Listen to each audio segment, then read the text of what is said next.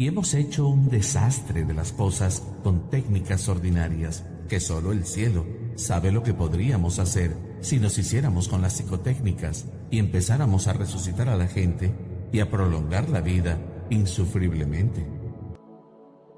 Mucha gente no sabe cómo obtuvimos la Biblia, en absoluto. Nosotros los occidentales obtuvimos la Biblia gracias a la Iglesia Católica, y ellos se hicieron cargo de los libros del Antiguo Testamento, que incluso en tiempos de Cristo no habían sido finalmente decididos por los judíos.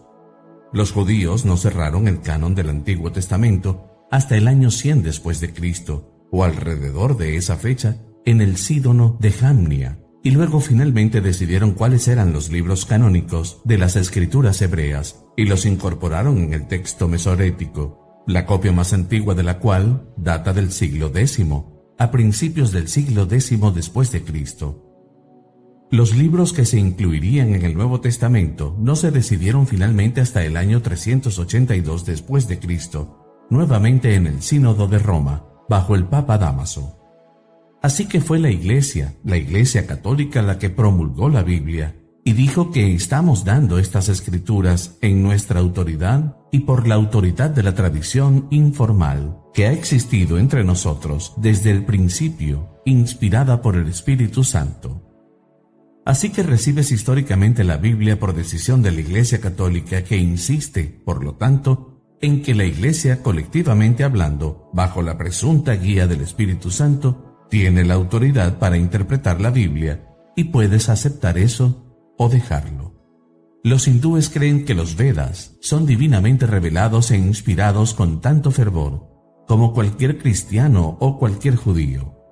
Los musulmanes creen que el Corán es definitivamente inspirado, y algunos budistas creen que sus sutras también son de origen divino, o más bien budista. Los japoneses creen que los antiguos textos del Shinto son igualmente de origen divino, y quién debe ser juzgado. Así que si la Iglesia dice que la Biblia es verdadera, finalmente se reduce a si vas a creer en la Iglesia o no. Así que realmente no negaré el derecho de nadie a tener otras opiniones. Puedes creer de hecho que la Biblia es literalmente verdadera y que fue dictada por Dios a Moisés y a los profetas y a los apóstoles, y esa puede ser tu opinión y tienes la libertad de mantenerla. Pero no estoy de acuerdo contigo. Por otro lado, creo que hay un sentido en que la Biblia está divinamente inspirada, pero como la inspiración siempre viene a través de un vehículo humano, es susceptible de ser distorsionada por ese vehículo. En otras palabras, te estoy hablando a través de un sistema de sonido, y es el único ahora disponible.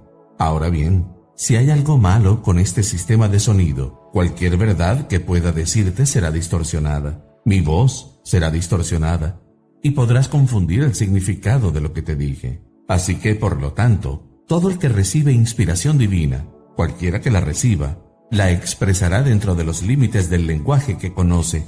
Y por lenguaje, aquí no solo me refiero al inglés, latín, griego, hebreo o sánscrito.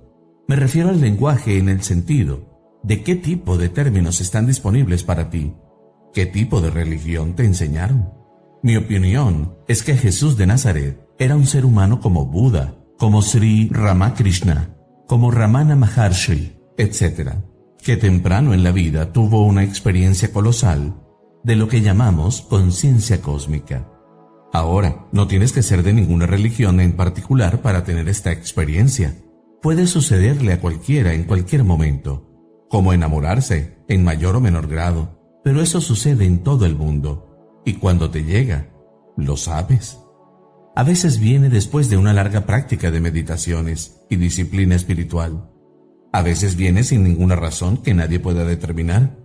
Decimos que es la gracia de Dios, que viene con esta convicción abrumadora de que has confundido tu identidad, que lo que pensabas, lo que yo pensaba, era solo el viejo Alan Watts, creyendo en algo completamente superficial. Así que puedes entender muy bien cómo las personas a quienes esto les sucede se sienten genuinamente inspiradas, porque muy a menudo eso va acompañado de un sentimiento extremadamente cálido, porque ves lo divino en los ojos de todos los demás.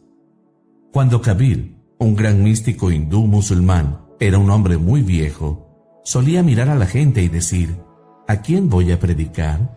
Porque veía al amado en todos los ojos. Las tradiciones de Asia, hindú, budista, taoísta y demás están llenas de historias milagrosas y las tomamos muy a la ligera. No pensamos que sean signos de nada en particular, excepto del poder psíquico. Y realmente me asusta un poco el creciente interés en el poder psíquico, porque eso es lo que yo llamo psicotécnicas. Y hemos hecho un desastre de las cosas con técnicas ordinarias, que solo el cielo sabe lo que podríamos hacer si nos hiciéramos con las psicotécnicas y empezáramos a resucitar a la gente y a prolongar la vida insufriblemente. En toda la respuesta a la historia de los milagros es simplemente: imagina que eres Dios. Ahora bien, lo que pasó es que los apóstoles no entendieron del todo el mensaje. Estaban asombrados por los milagros de Jesús. Lo adoraban como la gente adora a los gurús. Y ya sabes hasta qué punto puede llegar eso si has estado en la tierra de los gurús. Y así los cristianos dijeron: bien, Jesús de Nazaret era el Hijo de Dios, pero que se detenga justo allí, nadie más. Así que lo que pasó fue que Jesús fue pedestalizado, fue puesto en una posición superior para que su experiencia con la conciencia cósmica no viniera y causara molestias a otras personas, y aquellos que han tenido esta experiencia y la han expresado durante esos tiempos en que la Iglesia tenía poder político, fueron casi siempre perseguidos. Guardiana Bruno fue quemado en la hoguera y John Scotus Origin of His lo excomulgaron. Las tesis de Meister Eckhart fueron condenadas, y así sucesivamente. Algunos místicos se libraron de ello porque usaron un lenguaje cauteloso. Pero ¿ves lo que pasa si pones a Jesús en un pedestal? Estrangulas el Evangelio en el nacimiento, y ha sido la tradición tanto en la Iglesia Católica como en el protestantismo pasar por alto lo que yo llamaría un evangelio emasculado. Evangelio significa buenas noticias, y no puedo por la vida de mí pensar cuál es la buena noticia sobre el evangelio que se entrega ordinariamente. Aquí está la revelación de Dios en Cristo, en Jesús, y supone que debimos seguir su vida y ejemplo sin tener la ventaja única de ser el hijo del jefe, nacido de...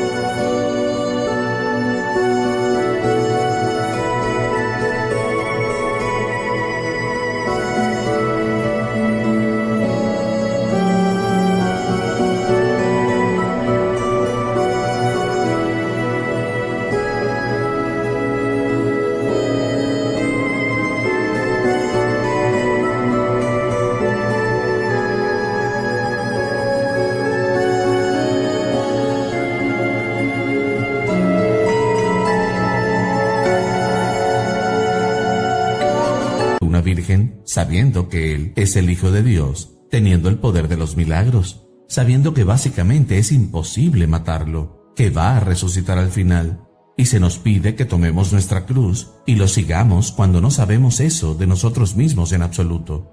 Así que se nos entrega un evangelio que es de hecho una religión imposible de cumplir. Es imposible seguir el camino de Cristo. Muchos cristianos lo admitieron. Soy un pecador miserable. Me quedo muy corto del ejemplo de Cristo, pero te das cuenta de que cuanto más dices eso, mejor eres. Porque lo que pasó fue que el cristianismo institucionalizó la culpa como una virtud, y por lo tanto siempre estarás consciente de tus defectos, y así cuantos más defectos sientas, más, en otras palabras, eres consciente del vasto abismo entre Cristo y tú. Así que vas a confesarte, y si tienes un confesor comprensivo y querido, te dirá: hijo mío, sabes que has pecado muy gravemente, pero debes darte cuenta de que el amor de Dios y de nuestro Señor es infinito, y que naturalmente estás perdonado. Y sabes que has cometido un asesinato, y robado un banco, y fornicado por allí, y así sucesivamente. El sacerdote es perfectamente paciente y tranquilo. Bueno, te sientes terrible con el amor de Dios. He herido a Jesús, he afligido al Espíritu Santo, y así sucesivamente. Pero sabes en el fondo de tu mente que vas a hacerlo todo de nuevo. No podrás evitarlo. Lo intentarás, pero siempre habrá una sensación de culpa cada vez mayor. Esta es la cristiandad de la mayoría de las personas. Ahora bien, una cristiandad mucho más sutil de los teólogos, los místicos y los filósofos, pero no es lo que se predica desde el púlpito. ¿Cuál es el verdadero evangelio? La verdadera buena noticia no es simplemente que Jesús de Nazaret era el Hijo de Dios, sino que era un poderoso Hijo de Dios que vino a abrir los ojos de todos al hecho de que tú también lo eres. Y esto es perfectamente claro si vas al capítulo 10 de San Juan, versículo 30. Allí está el pasaje donde Jesús dice: yo y el Padre somos uno. Hay algunas personas que no son discípulos íntimos a su alrededor. Están horrorizados e inmediatamente recogen piedras para apedrearlo. Él dice: muchas buenas obras les he mostrado del Padre. ¿Por cuál de estas me apedrean? Y ellos dijeron: por una buena obra no te apedreamos, sino por blasfemia, porque tú, siendo un hombre, te haces Dios. Y él respondió: ¿no está escrito en vuestra ley que yo he dicho que sois dioses? Está citando el Salmo 82. ¿No está escrito en vuestra ley?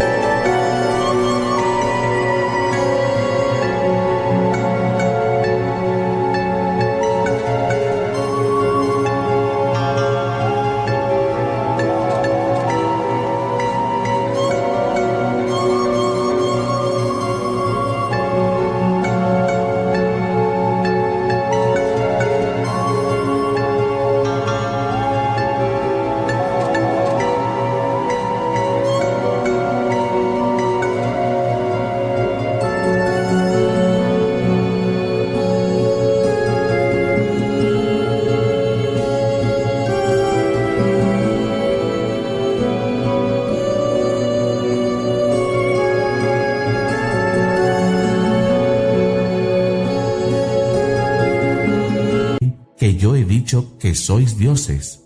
Si Dios los llamó a aquellos a quienes dio su palabra dioses, y no puedes negar las Escrituras, ¿cómo puedes decir que blasfemo porque dije que soy un hijo de Dios? Bueno, allí está toda la cosa en pocas palabras. Porque si lees la Biblia del rey Jacobo, que descendió con el ángel, verás una cursiva delante de estas palabras: Hijo de Dios, el Hijo de Dios, porque dije que soy el Hijo de Dios. Y la mayoría de la gente piensa que las cursivas son para enfatizar. No lo son. Las cursivas indican palabras interpoladas por los traductores. No encontrarás eso en el griego. En griego dice un Hijo de Dios. Así que me parece aquí perfectamente claro que Jesús tiene en mente que esto no es algo peculiar para él. Así que cuando dice que soy el camino, nadie viene al Padre sino por mí. Este yo soy, este yo, es lo divino en nosotros, que en hebreo se llamaría Ruach Edoneim. Así que el punto es que el Ruach es lo divino en la criatura, en virtud de lo cual somos hijos de, o de la naturaleza de Dios, manifestaciones de lo divino. Este descubrimiento es el Evangelio. Eso es la buena noticia. Pero esto ha sido perpetuamente reprimido a lo largo de la historia de la religión occidental, porque todas las religiones occidentales han tomado la forma de monarquías celestiales, que no es la religión de Jesús, que era la realización de la filiación divina, sino la religión acerca de Jesús, que lo pedestaliza y que dice que solo este hombre era divino, y más vale que lo reconozcas. Totalmente exclusivo, convencido de antemano de examinar las doctrinas de cualquier otra religión, de que es la religión superior, y así se convierte en una religión extraña. Así como ha hecho de Jesús un hombre antinatural, reclama singularidad sin darse cuenta de que lo que enseña sería mucho más creíble si fuera verdaderamente católico, es decir, si volviera a afirmar las verdades que se han conocido desde tiempos inmemoriales y que han aparecido en todas las grandes culturas del mundo. Si entonces podemos ver esto, que Jesús habla no desde la situación de un Deus ex machina histórico, una especie de evento extraordinario extraño, sino que es una voz que se une a otras voces que han dicho en cada lugar y tiempo: despierta, hombre, despierta y date cuenta de quién eres. No hay regaños. Ninguna demostración racional del camino correcto a seguir va a inspirar a las personas con amor. Algo más debe suceder. Es muy importante que las iglesias dejen de ser lugares de charla, se convierten en centros de contemplación. ¿Qué es la contemplación? Contemplum es lo que haces en el templo. No vienes al templo a charlar, sino a estar quieto y saber que yo soy Dios. Y por eso, si la religión cristiana, si el Evangelio de Cristo va a significar algo en absoluto, en lugar de ser simplemente una de las religiones olvidadas junto con Osiris y Mitra, debemos ver a Cristo como el gran místico, en el sentido correcto de la palabra místico, no alguien que tenga todo tipo de poderes mágicos y entienda los espíritus y así sucesivamente.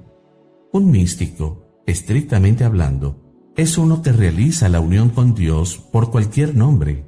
Esto me parece la esencia y el mensaje del Evangelio, resumido en la oración de Jesús que San Juan registra, mientras habla sobre sus discípulos, orando para que sean uno, incluso como tú. Padre y yo somos uno, para que todos sean uno. Todos se dan cuenta de esta unidad, identidad básica, con la energía eterna del universo y el amor que mueve el sol y las demás estrellas. Si quieres que te ayude a tener una vida de abundancia, visita el enlace en la descripción de este video.